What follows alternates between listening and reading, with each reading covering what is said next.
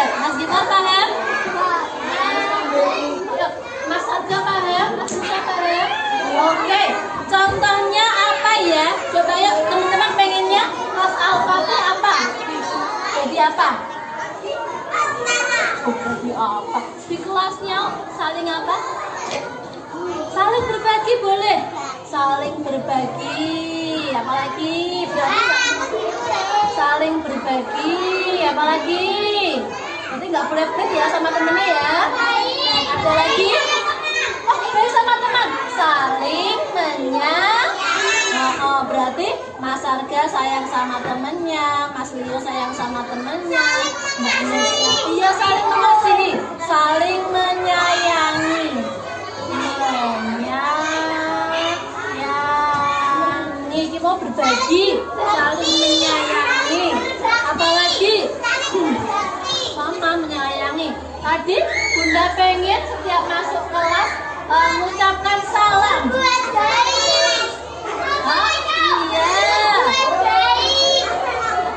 Iya, mengucap, saling mengucap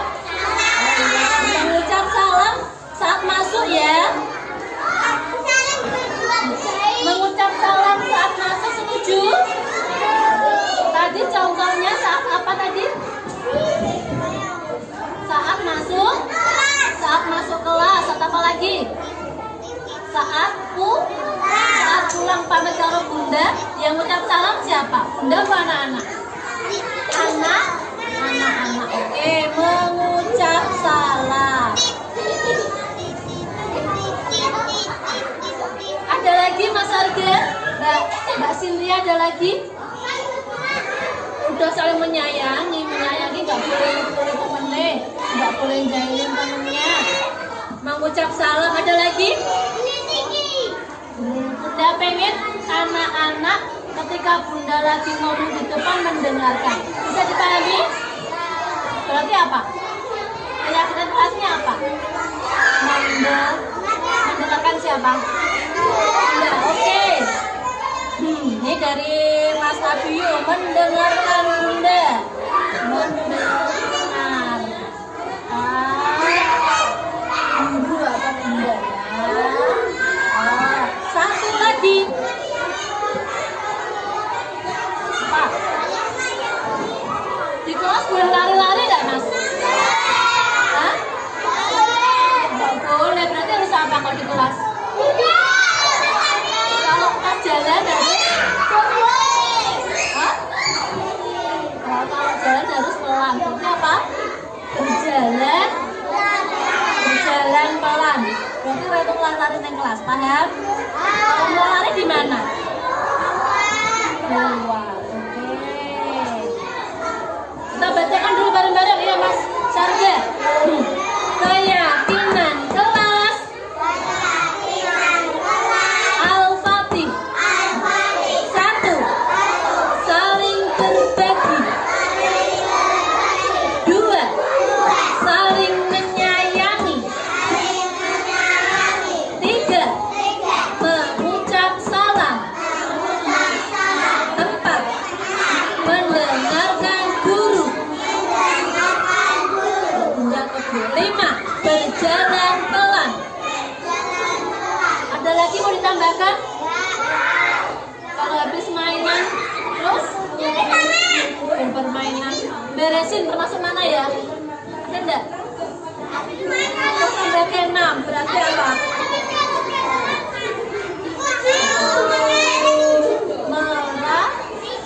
Merapikan apa?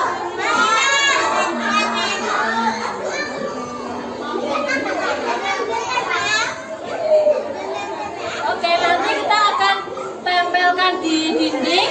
Anak-anak bantu Bunda untuk menghiasnya. Bisa? Bisa. Oke. Kasih kelompok Al-Fatih.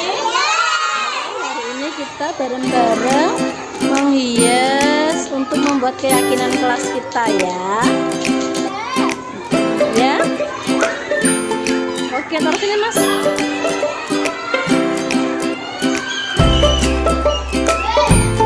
Oke, ini udah disiapkan Bunda semua. Tinggal memotong nanti sesuai yang kita tulis tadi di papan tulis.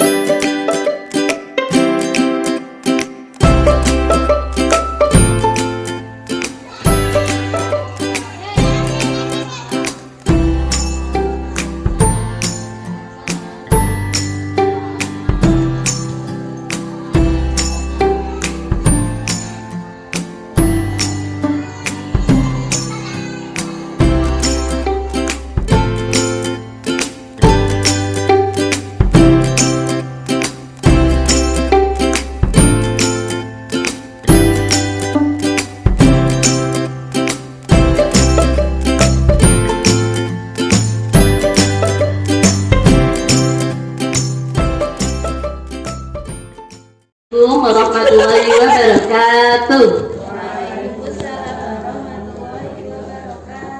Allahumma sholli ala Muhammad wa ala ali Muhammad. Allahumma faqihni fiddin wa tahhir qalbi wa fasih lisani wa hasin farji wa atil hikmata wa huma shaghira. Segala puji bagi Allah yang rahmatnya bagi kita semua, sehingga pada siang hari ini saya diberi kesempatan untuk bertemu dengan teman-teman semua untuk hadir di sini bersama, kita akan sharing bersama. Semoga dimudahkan oleh Allah Subhanahu wa taala. Lalu salawat dan salam tersanjungkan pada junjungan kita Nabi Agung Muhammad sallallahu alaihi wasallam yang kita nantikan di yaumul akhir nanti. Amin. Baiklah teman-teman semua, para tempat Bunda Bawen. Di sini saya akan berbagi sharing seperti itu, berbagi ilmu seperti yang kami dapatkan dari pembelajaran yang mungkin sekitar 2 bulan ini ya Bu Andi ya. 2 bulan ini kami dapatkan seperti itu, dan kewajiban bagi kami untuk menyampaikan kembali kepada rekan-rekan sejawat seperti itu kepada teman-teman agar ilmu ini memberi kemanfaatan dan bisa kita praktekkan bersama-sama. Baiklah, langsung saja. Di sini saya akan berbagi praktek baik tentang budaya positif. Tadi di awal tadi di raker tadi sudah disampaikan motivasi ya dari diri sendiri untuk lembaga ini sangat dibutuhkan sekali, dan budaya positif ini akan kita rancang, akan kita tumbuhkan di sekolah kita, tidak hanya untuk diri kita pribadi tapi juga untuk anak-anak kita semua dan warga sekolah di Permata Bunda ini seluruhnya. Oke. Tujuan dari pembelajaran ini adalah yang pertama adalah melakukan evaluasi atau refleksi tentang praktek disiplin dalam pendidikan Indonesia secara umum untuk mendapatkan pemahaman baru mengenai konsep disiplin positif untuk menciptakan murid yang positif yang sesuai dengan profil pelajar Pancasila. Yang kedua adalah memahami peran sebagai guru untuk membangun budaya positif dengan menerapkan konsep disiplin positif dalam interaksi dengan murid. Ini lebih ke diri kita sebagai guru pendidik seperti itu. Kemudian apa saja yang saya ingin sampaikan? Yang pertama tentang disiplin positif, yang kedua motivasi perilaku manusia, yang ketiga adalah kebutuhan dasar manusia, yang keempat posisi kontrol, yang kelima keyakinan kelas, dan yang keenam segitiga restitusi. Sebelumnya mungkin bunda-bunda berdua sebelum masuk ke materi pertama, silahkan saya berhadapan Bu Anti dengan Bu Lela, Bu Nani dengan Bu Faiz, Bu Sari dengan Bunda Wasti. Oke, saya berhadapan. Oke, kemudian dua-duanya memegang tangannya di kepala seperti ini. Salah satu, bayangkan jenengan memegang sesuatu yang berharga. Oke, yang berharga seperti itu dipegang dewi-dewi, dipegang diri sendiri, dipegang sesuatu yang berharga. Itu berharga dalam diri Anda. Oh, berharga seperti itu. Gantian. Yang pertama itu yang si A dulu, mungkin Bu Nani dulu, merayu bagaimana caranya Bunda Faiz membuka kepalan tangannya. Nah, silakan rayuan apa itu Bu, apa tuh? Mungkin ancaman atau mungkin apapun biar mau membuka seperti itu. Nanti gantian juga, Faiz juga merayu Bunda Nani biar mau membuka kepalan tangannya. Oke, kita bayangkan kita membawa sesuatu yang berharga di tangan kita. Oke, siap? Berhasil apa enggak seperti itu? Oke, silakan, ayo, silakan silakan rayuan apa itu Bu, apa tuh? Mungkin ancaman atau mungkin apapun biar mau membuka seperti itu. Nanti gantian juga, Faiz juga merayu Bunda Nani biar mau membuka kepala tangannya. Oke, kita bayangkan kita membawa sesuatu yang berharga di tangan kita. Oke, siap? Berhasil apa enggak seperti itu tadi? Oke, silakan, ayo, silakan dari Bunda Nani dulu merayu Bunda Faiz dan dibuka.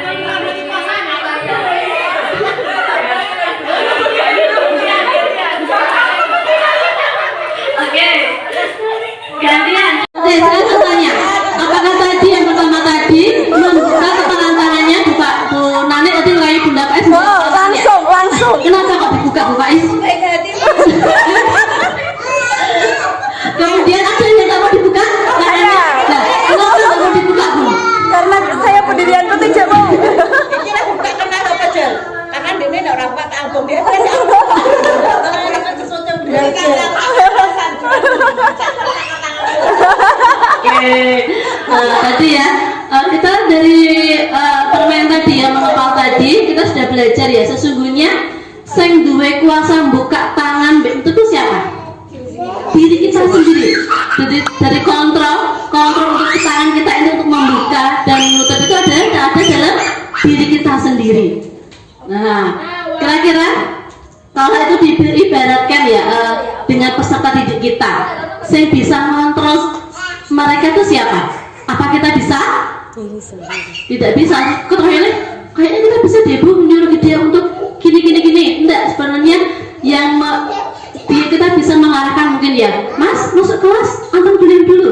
Dia bukan kita yang mengarahkan, tapi karena si anak itu mau aja, dia mau, aku membuka, oh ya, aku tak antek kayak bunda dia nyuruh bunda, karena dia yang membuka diri, karena dia mempersilahkan dirinya untuk apa, menerima apa yang kita suruh seperti itu. Jadi bukan karena kita berhasil menyuruh dia untuk itu, enggak. Jadi kayak tadi membuka tangan, bunda ini berhasil menyuruh mono, enggak, karena Bu Faiznya gowo dengan dirinya satu kaki karena dari diri Bu Faiznya atau teman-teman tadi yang membuka mempertahankan tadi ada dalam diri kita sendiri seperti itu. Kemudian Bunda, sekarang lanjut ke perilaku kita, bagaimana kita berperilaku selama ini. Mengapa kita melakukan segala sesuatu ya? Kenapa sih selama ini Bunda Nani kok mangkatnya gasik banget ya? Jam 7 tekan kene gitu. Ada juga mungkin kenapa sih Bunda Fitri kok datang sama anaknya lu digo kabeh seperti itu mungkin. Semua yang kita lakukan adalah mesti punya alasan seperti itu. Tuh. Kemudian itu refleksi aja, nggak usah dibatin aja. Apakah kita melakukan sesuatu karena adanya dorong dari lingkungan atau ada dorongan yang lain? Jadi motivasinya itu apa? Mergo aku udah lama gasik mengko ditulis karo Bunda Lela itu rumah, atau mungkin aku channel kudu mangkat gasik mau omahku adoh, atau aku ada alasan lain. Kemudian terkadang kita melakukan sesuatu karena kita menghindari rasa sakit atau ketidaknyamanan, atau terkadang kita juga melakukan sesuatu untuk mendapatkan apa yang kita mau. Nah, enggak dicatat ya, tak potonganku akeh. Nah, seperti itu mungkin ada atau mungkin enggak. Kali tak hitung potongannya akeh banget. Pernahkah Anda melakukan sesuatu untuk mendapatkan senyuman atau pujian dari orang lain? Tak ini ketok. Nah, enggak seperti itu, diangsur seperti itu. Kemudian atau juga ada yang melakukan sesuatu hanya karena unsur hadiah. Biar ribet seperti itu. Aku ini biar dapat ini, biar dapat hadiah juga ada. Apapun alasannya Bunda, semua itu tergantung dari diri kita sendiri. Jadi kita berperilaku mungkin di sekolah ini mangkat gasek, mangkat awan, atau disiplin, seragamnya urutin podo sesuai jadwal atau enggak itu tergantung dari kita sendiri sebenarnya. Jadi kita kok menyimpang apa itu tergantung diri sendiri. Kadang kita suka menyalahkan ini ya. Kiko nak aku mangkat gasek terlambat kok seperti itu dengan kalau belilah lah misalnya contohnya seperti itu takut berhukuman. Motivasinya mangkat gasek karena motivasi ekstrinsik dari luar bukan dalam dirinya. Atau yang kedua untuk mendapatkan imbalan dari orang lain atau institusi. Apa yang akan saya dapatkan apabila saya melakukan ini? Wah, itu nek mangkat gasek terus kita untuk invert loh. Jadi per bulan kita dapat tunjangan transportnya 300.000. Makasih ya, dan mungkin jadi contoh ya motivasi ekstrinsi juga karena motivasinya contohnya dia berangkat gasek biar dapat penghargaan atau ribet tadi juga itu adalah motivasi ekstrinsik. Yang ketiga adalah untuk menghargai diri sendiri. Nah ini saya akan menjadi orang yang seperti apa bila saya melakukan ini. Contohnya mungkin aku mangkat gasek ini apa toh? Oh aku jadi lebih disiplin lagi, ketemu dengan murid lebih awal, bisa menyambut anak-anak. Nah, dorongan dalam diri sendiri, termasuk motivasi internal atau tujuan disiplin positif dalam diri sendiri, bukan karena faktor luar, bukan karena hukuman, bukan karena reward tadi, tapi timbul dalam diri kita sendiri. Nah, mungkin kita evaluasi sendiri selama ini apa yang kita lakukan tuh karena motivasi dari luar atau mungkin memang timbul dalam diri kita sendiri. Nah, misalnya ya contoh sederhana aja menghafal kayak dia, menghafalkan tadi ki mergo ya dengan upah misalnya harus hafal sekian atau mungkin emangnya pengen tadi ini timbul dalam diri atau mungkin karena faktor luar yang mendorong kita untuk seperti itu, atau mungkin karena peraturan sekolah, nah udah hafal 2 juz, tunjangannya naik sekian.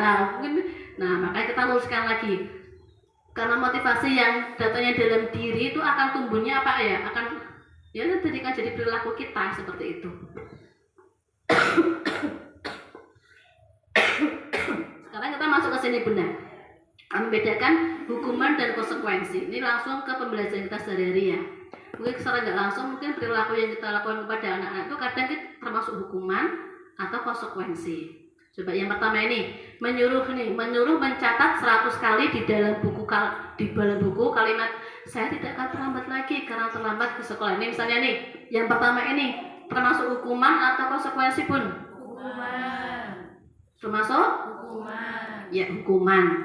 Yang kedua, disuruh lari mengelilingi lapangan basket 2 kali sehari karena terlambat hadir di sekolah. Hukuman atau konsekuensi? Hukuman. Oke. Yang ketiga, murid diminta untuk push up 15 kali karena tidak menggunakan masker ke sekolah. Hukuman atau konsekuensi? Hukuman atau konsekuensi? Hukuman Bunda. Oke. Kemudian yang keempat, menggantikan kertas tugas teman yang telah dicoret-coret. Hukuman atau konsekuensi?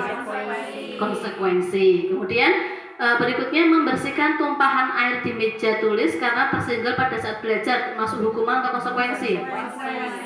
Konsekuensi. Oke. Murid disuruh untuk mengenakan sepatu sehari. Murid disuruh untuk mengenakan sepatu sehari di sekolah karena tidak mengenakan sepatu hitam. Maksudnya nih, orang tidak menggunakan sepatu sehari karena orang bersepatu hitam.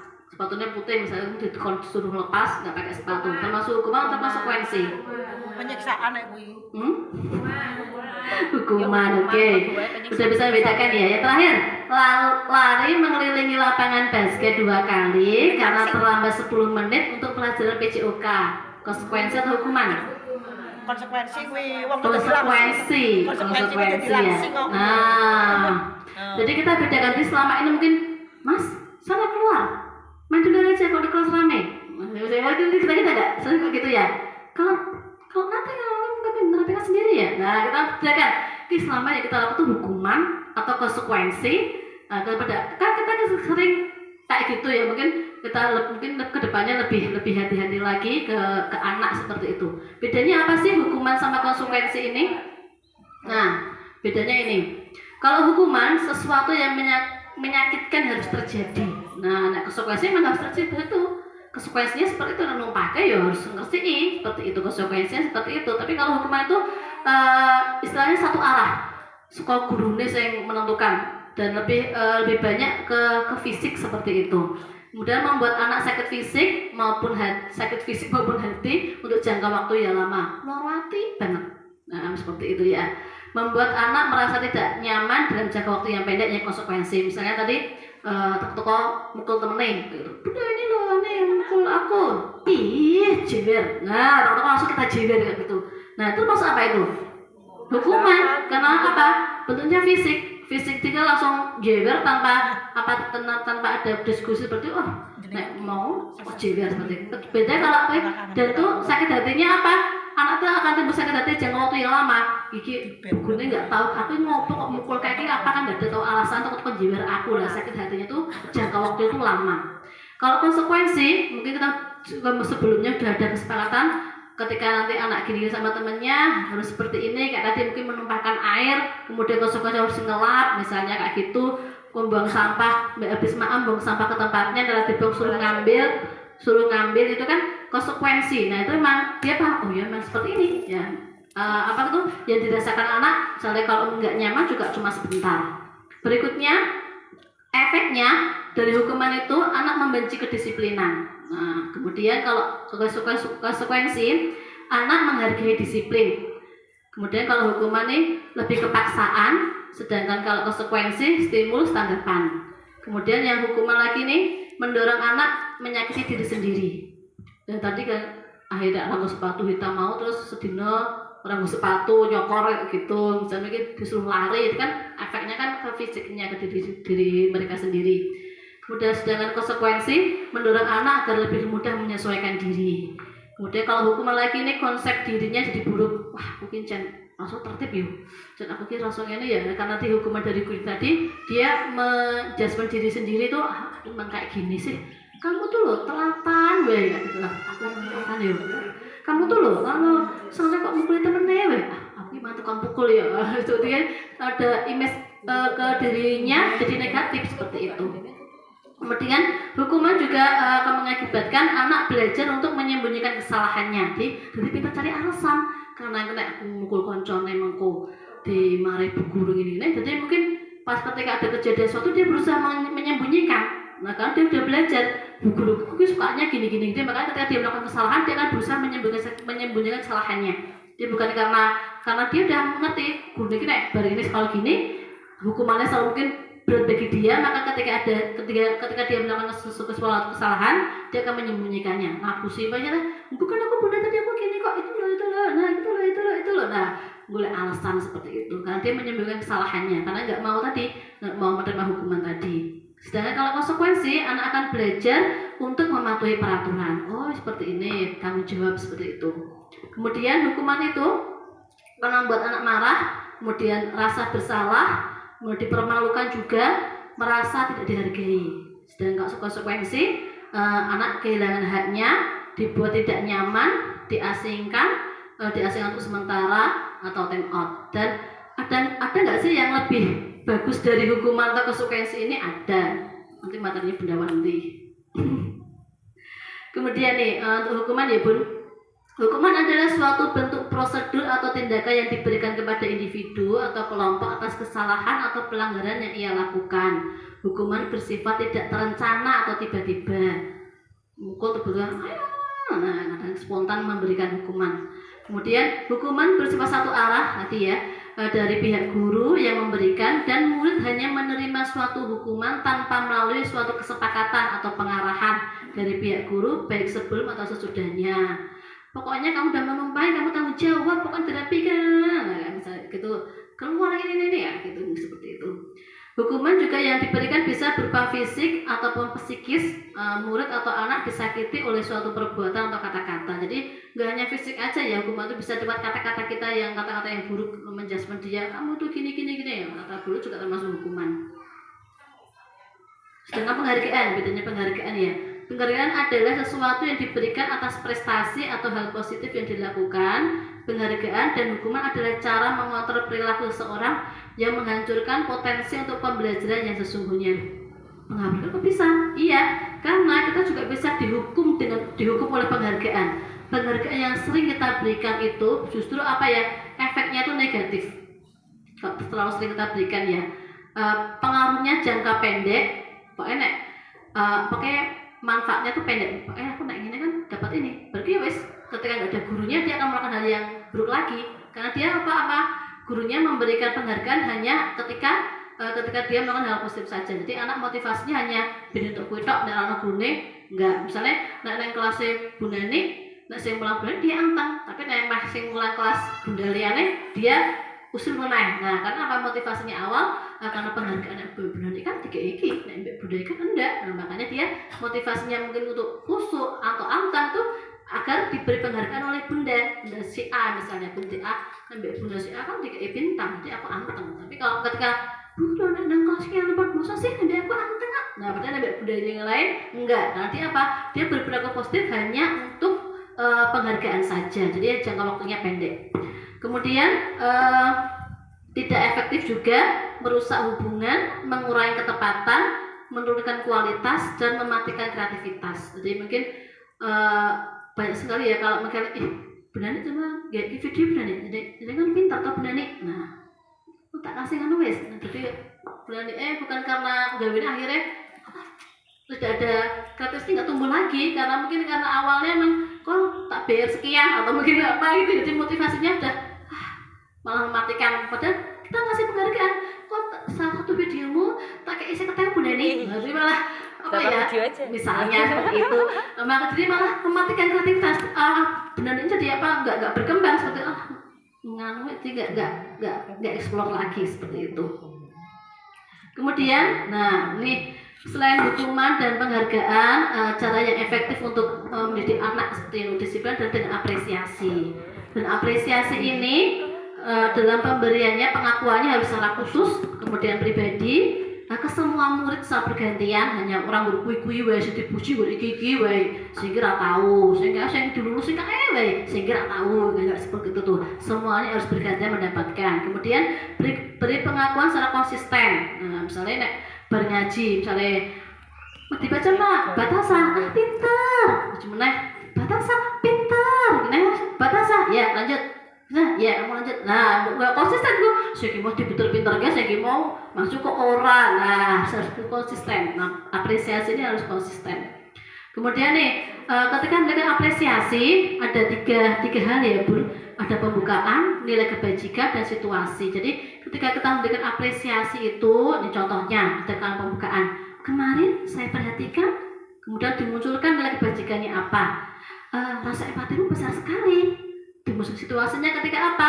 Pada saat menolong murid baru di kelas kita. Nah, jadi ketika ngai apresiasi itu enggak hanya bagus, pintar. Nah, disebutkan kenapa kita menyebutkan pintar tuh kenapa, kita menyebutkan bagus tuh kenapa, menyebutkan hebat tuh kenapa. Jadi ada kalimatnya, pembukanya karena apa, kemudian nilainya apa sih yang bikin aku tuh hebat. Nah, kayak gitu. Situasinya seperti apa? Jadi itu akan bertahan. Jadi kalau cuma ya pinter, hebat, ya, nah hebat apa kan nggak paham ya. Ketika kita jelas, wah kamu, mas kemarin tuh aku lihat kamu kok nganu ya membuang sampah di tempat sampah ya, wah hebat sekali ya kamu itu. Nah jelas, oh ketika aku membuang sampah di tempat sampah berarti aku tuh hebat. Nah ada apa kalimatnya yang bikin aku hebat itu apa? Oh membuang sampah di tempat sampah. Jadi jelas situasinya seperti apa yang kita memberikan apresiasi seperti apa. Jadi nggak langsung pintar hebat gitu ya. Betul ya Bunda?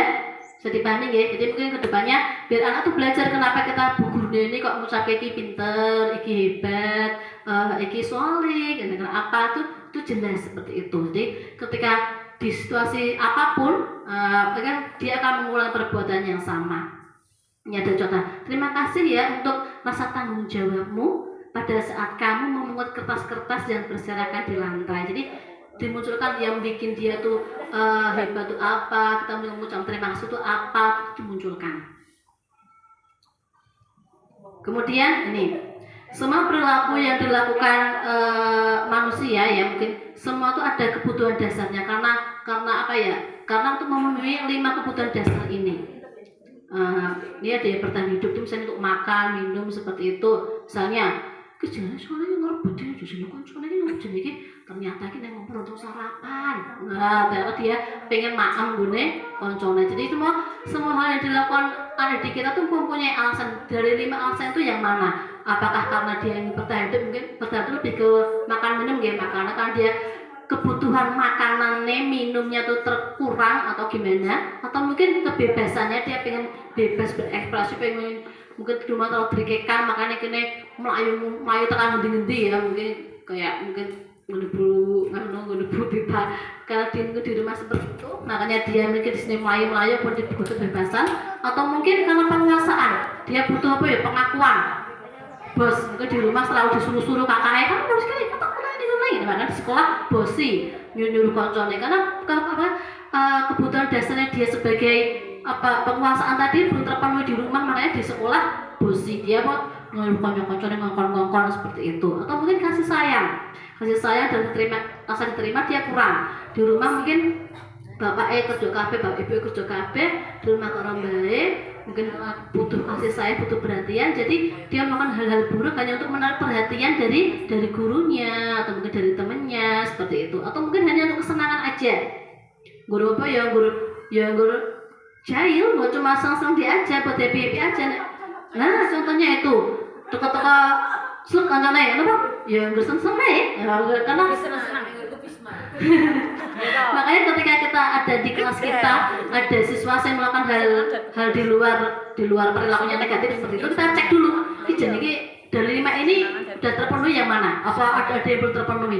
Ki soalnya kan lho Bun, jalu jajane koncone karena apa? Karena dia memang belum sarapan atau memang golek perhatian tok, atau mungkin emang senengane jeli koncone tadi untuk kesenangan, atau mungkin ya memang dia baru pengen ngatur koncone ben emang karo denen. Nah, makanya dari 5 ini biasanya ada dasarnya dari 5 ini. Nah, jadi mungkin sebelum kamu tuh sukanya gini-gini, kita cari dulu alasannya dia itu apa, alasannya dia melakukan hal-hal tersebut. Dari 5 hal dasar ini. Kemudian untuk gurunya Bunda, sebagai guru ini ada 5 posisi kontrol guru juga ini. Kita sebagai apa? Apakah kita sebagai penghukum? Nah, penghukum ki guru nek senengane apa kayak kan pokoknya kalau enggak misalnya kok di SD nggak buat PR berdiri di depan, nah hukum di bawah soalnya nggak pakai hukum baik. Biasanya itu ciri-cirinya nada suaranya tinggi, matanya melotot, jari menunjuk. Kamu kalau nggak bisa antang keluar, kamu kalau nggak, nah kayak gitu misalnya seperti itu. Ini tipe-tipe penghukum. Atau mungkin kita tipe pembuat rasa bersalah. Mas, kamu tuh gak kasihan sama ibumu toh, sebenarnya saya pengen larang, kene kucing terus. Nah, membuat rasa anak itu, ya ibuku masakin. Nah, ini tipe-tipe guru pembuat rasa bersalah. Misalnya guru kui. Nah, cirinya nada suaranya memelas, sedih, merapat pada anak dan lesu. Itu contoh gitu. Kamu tuh gak kasihan sama bunda kok tinggal nongkrong piye aja kalau kamu seperti ini. Aku tuh Mas kok belajar baca, langsung aja ki piye bunda kok tinggal nongkrong kurikulum misalnya. Kayak gitu. Contoh ya, itu membuat rasa bersalah, memunculkan rasa bersalah dalam diri anak. Atau mungkin Anda tipe guru teman. Nah, tipe guru teman itu biasanya ada suaranya ramah, akrab dengan Anda, suka bercanda, merapat pada murid dan mata senyum jenaka. Contohnya kalau yang tipe guru teman ini adalah omongannya, hei, akrab banget. Hei bos, kok hari ini kamu terlambat kenapa sih? Nah, pokoknya tipenya nada suaranya ringan, fair dengan anak, care seperti itu. Kenapa sih hari ini kamu terlambat sih? Kamu belum berangkatnya kan? Kenapa? Nah, itu tipe-tipe guru-guru yang teman seperti itu. Atau mungkin Anda tipe guru pemantau.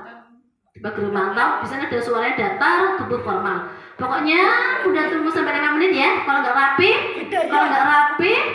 Berarti karo budaya, foto, berarti karo budaya. nah itu tipe pemantau. Biasanya pokoknya saya lihat. Nah, itu tipe pemantau. Apa? Kita bisa melihat posisi teman dewi. Oke, tadi kita udah badi aja. Mungkin kita pernah. Aku di penghukum masih pernah. Di pembuat rasa bersalah ya pernah. Teman juga pernah. Mungkin pemantau juga pernah. Saya tuh ya. Udah tunggu 5 menit gak rapi sholatnya. Nah, kita pilih seperti itu. Itu pemantau. Nah, 1 sampai 3 ya. 1, 2, nah sampai 3 harus rapi. Pemantau. Astagfirullah. Noah. Membuat rasa bersalah. Astagfirullah. Saya itu sampai 3, kalau nggak turun nanti kamu ya. 1, 2. Nah dia orang obah cuma mau tak. Nah itu tipe-tipe pemantau. Atau mungkin yang tipe manajer. Nah ini yang kita berproses menuju ke tipe-tipe guru manajer ini. Ada suaranya tulus, tubuh tidak kaku, mendekat ke murid. Untuk prosesnya nanti sama Bunda Wanti. Jadi masih manajer ini, manajer itu apa tuh Bun? Manajer itu apa? Mengatur. Nah, oke, mengatur tadi ya. Sama ketika ada suatu masalah, misalnya, oke, tempatnya main Lego, terus mulai kabeh. Jangan masuk loh. Siapa ini yang main Lego nggak terapikan? Bukan aku. Lah, kira pas siapa gitu. Nah, kemudian kita ajak tadi yang mainan siapa? Oh ini sama ini. Oke, jadi 3. Oke sayang, kalau kira-kira kalau kita mau belajar di kelas dengan Lego yang berantakan seperti ini, apakah nyaman? Tidak. Seperti itu. Terus apa ya sebaiknya kita lakukan? Kita rapikan dulu Bunda, ini baru belajar. Oke, kita rapikan bersama. Nah seperti itu manajer. Jadi kita memberikan ketika ada permasalahan, kita motivasi si anak itu untuk menemukan solusi dari masalah yang timbulkan. Nah misalnya tadi juga contoh yang lain, misalnya si A ngeplak si B nangis makanya. Kemudian si A dipanggil, sini, kamu tadi apakah benar tadi kamu mukul si B? Iya, ya benar paham. Kamu kayak marah seperti itu. Kira-kira nek nangis ngono terus piye? Ya nanti aku tak minta maaf. Nah dia muncul sendiri, bukan karena minta maaf. Nah kita sendiri yang munculkan. Harusnya si anak sendiri apa ya? Sendiri apa ya? Kira-kira kalau kamu mukul teman itu bagus apa enggak? Enggak bunda, gitu. Kira-kira kalau kamu sendiri dipukul gitu, mau enggak mau. Terus gimana ini? Ini si P nangis gini karena kamu pukul tadi. Terus tak minta maaf. Nah dia muncul sendiri kayaknya untuk minta maaf untuk di perilakunya. Atau mungkin ya nanti aku tak udah numpang nanti tak ambilkan minum lalu misalnya nangis karena ditumpahkan minum itu tak ambilkan minum lagi di sana. Nah dia munculkan idenya untuk apa?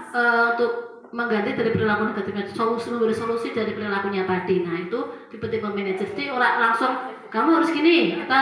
Bukan kita yang memberikan solusi, minta maaf dan kamu ngambilkan minum ganti. Kayak ayo ganti. Enggak kayak gitu. Kalau tipe manajer ini kita membantu anak untuk menemukan solusi dari masalahnya. Nah seperti itu. Nah kita kayak belajar. Biasanya kita nggak sabar ya bun. Waktu ya, minta maaf ya. Ayo nih. Gara-gara kamu nih minumnya tuh pak. Diganti kamu. Nah kita sih beri solusi. Harusnya idenya tuh muncul dari anak sendiri. Maaf ya, udah nih karena aku udah nambah minum kamu, tak ambilkan di dapur ya. Nah dia muncul sendiri kayak gitu. Nah kita nah udah. Seandainya harapan kita ke anak itu nanti bisa minta maaf, tapi nyatanya maaf terus berarti mau naik udah nah tadi nanti ada triknya bun, bagaimana caranya biar dia memunculkan tuh triknya kalau Bunda Wanti nanti namanya segitiga restitusi nasa Bunda Wanti. Tapi ada juga kok anak yang langsung Oke. Nah ini Bunda nih 5 posisi kontrol tadi ya. Saya dulu juga pernah tipe penghukum ya tahu. Saya juga pernah merasakan semuanya. Jadi ini ya. Kalau yang penghukum Bunda, nih biasanya tuh menghardik, menunjuk-nunjuk, dan menyakiti dan menyindir. Nah itu tipe-tipe penghukum. Sopan udah nyindir. Nek kaya Sahida bareng ngeplek koncone. Bunda hari ini apa tuh lah apa? Mau tak gini kan lu nangis lu piye terus dateng. Nah gurunya memang posisinya seperti apa? Ya, nek jenengan sebagai guru penggerak, nek ada kayak gitu, solusinya gimana? Jadi tanyain dong, diskusi anaknya, motivasinya dia awalnya mengeplak tuh kenapa? Mungkin ada 5 kebutuhan dasarnya dia nggak terpenuhi ya, seperti itu. Saya nggak terpenuhi apa hanya untuk kesenangan saja, atau mungkin dia tipe bosi, tipe ngebos, sampai pengen kayak bos kayak gitu, dan dikoncone.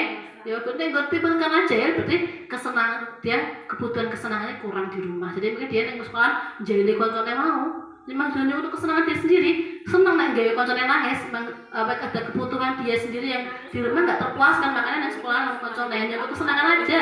Kalau mungkin juga jajanan gue ikut dibagi-bagi mana, jadi juga jajan kalau di mana dia, kalau dia terpenuhi sama kebutuhan anak kami Dimas puas jajannya ya kan cuma jikui kenapa ya kita ada kebutuhan yang dasar yang dia penuhi. Makanya ketika ada suatu permasalahan kita lihat sekolah 5 kebutuhan mau yang belum terpenuhi yang apa sih sampai perilaku itu muncul seperti itu ya bun.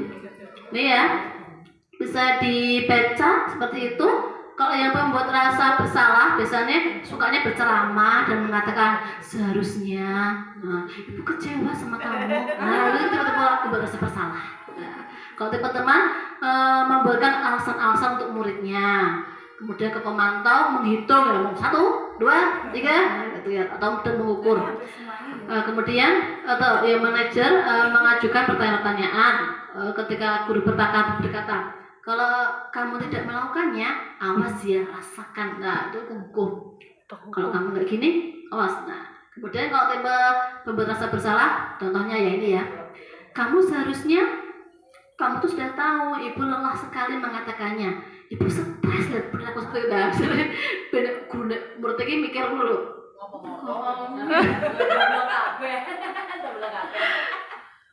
Kemudian kalau tipe teman, ayolah lakukan demi ibu. Masa kamu tidak mau? Ingat tidak, ibu pernah bantu kamu gini loh. Nah, tapi kalau yang friendly kalau yang teman tuh lebih komunikasi juga lebih akrab ke anak. Terus nak astagfirullah tipe apa? Tipe pikir. Sahabat dengan dirinya sendiri. Tipe, nah aku pembawa rasa bersalah kalau menurutku ya. Astagfirullahaladzim, ya Allah, guru nanti nyebut terus, bagaimana ya? Aku bakal nakal banget ya sampai sifat terus guruku ya. Itu lah tadi, sampai seperti itu. Orang tekan anak-anak bukan Oke, TK udah sampai segitu kan? Ketika kita astagfirullahaladzim, kan berarti kan lebih kan? Liatin, kok gundaku itu kenapa ya? Apa aku nganu ya? Apa aku terlalu gini ya? Kan gitu lah tuh. Mulai astagfirullah. Ya Allah.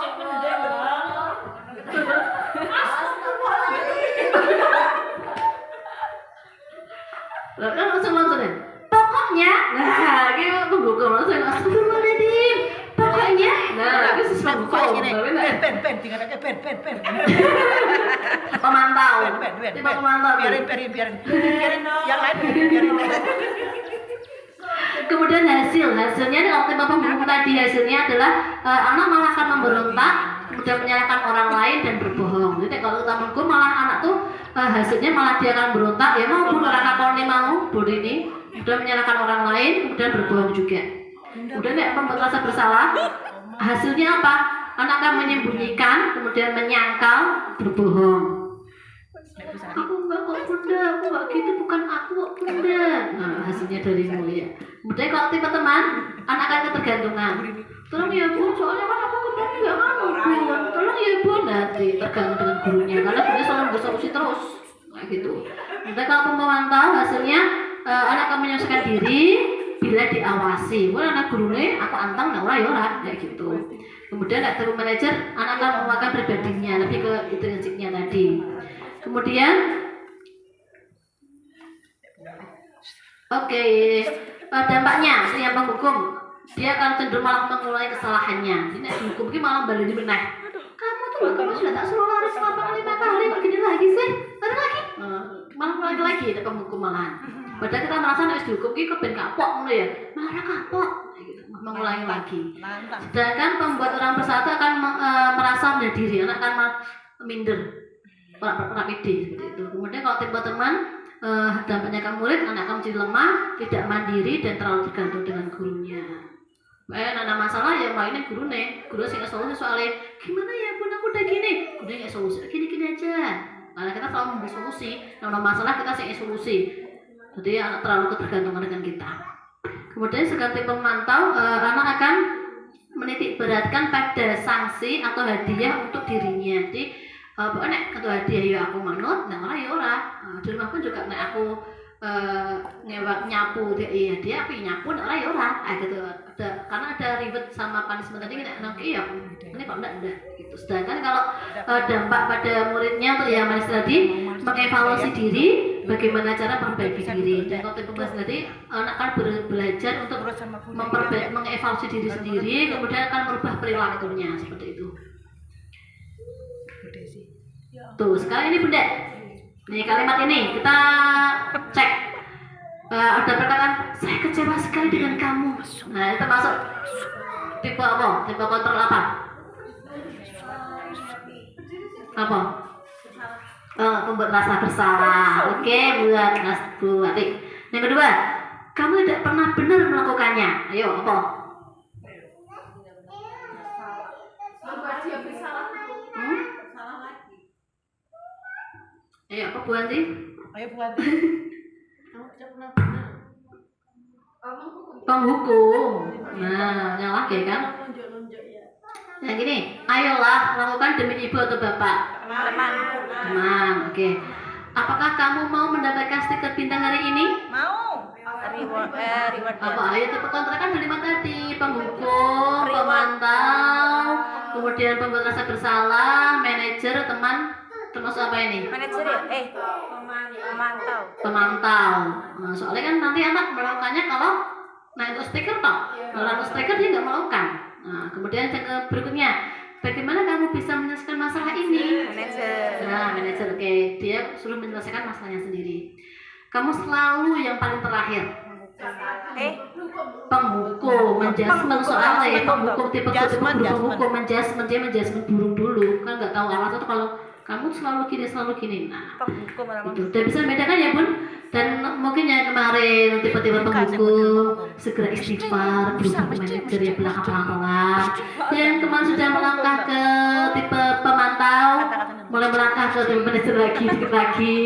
Yang kemarin masih tipe-tipe teman dikit lagi menuju ke manajer seperti itu. Atau mungkin yang kemarin masih tipe pemberasa bersalah ayam bisa 2 langkah lagi menuju ke tipe manajer seperti itu.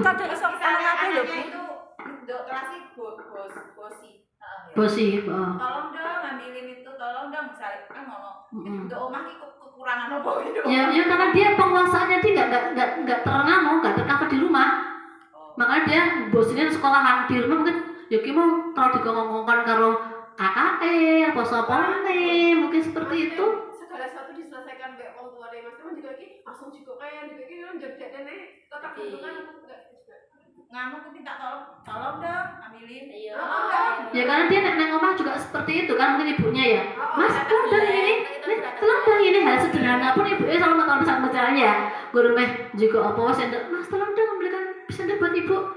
Mas tolong dong. Nah kayak tetap seperti itu makanya dia dikongkon terus seperti makanya dia yang praktekkan kayak ibunya malah dari sekolah adik ngebos tolong dong apa mereka itu malas mager bukan tuh ya makanya kita pantau nih karena apa karena ada kebutuhan dasarnya itu yang nggak terpenuhi tadi karena dia kok neng sekolah bosi mau karena apa karena kebutuhan bosinya di rumah nggak terpenuhi jadi di rumah dia dikongkon terus dia nggak pernah di bos gitu makanya dia di bos. Ataya pegang bergerak Biasa dilatih bisa terlayan. gone catatan gone apa rapat akan ini mas membiasakan untuk membawa sampah sendiri terus cara tolong dong ya di apa sih tolong dong bahasanya halus udah minta tolong ambilkan tasku Ya guru dewe. masalahnya dari Bu Sari ini maaf ya Bu Sari itu terlalu melayani Fatih lo pengen ganteng dulu sih wey sampai tekan balik karena itu bulan aku istighfar bulan aku 1 tahun lagi untuk manajer Makanya nanti ya masih yang nanti ya Fatih itu sampai tekan sampai tekan Dikirim ya. ini nomor 1 di penghukum, kemudian pembuat rasa bersalah, kemudian teman, kemudian pemantau sih Ibu nanti ya, kemudian baru ke manajer seperti itu minta kuliah. Nah singkip mau loh. Nah pemantau gitu, penghukum, pembuat rasa bersalah, teman, pemantau, manajer. Yang paling maksimal yang bagus yang manajer. Yang ini lagi berusaha. Pokoknya mungkin ya kadang kita selalu memberi solusi di setiap masalah anak. Jadi makanya anak tergantung yang ada masalah. Gini Bun, gimana nih Bun? Nah, mungkin kalau kita udah belajar jadi manajer yang baik menjadi kepada anak ketika ada masalah dia udah belajar menyelesaikan masalahnya. Wassalamualaikum warahmatullahi wabarakatuh.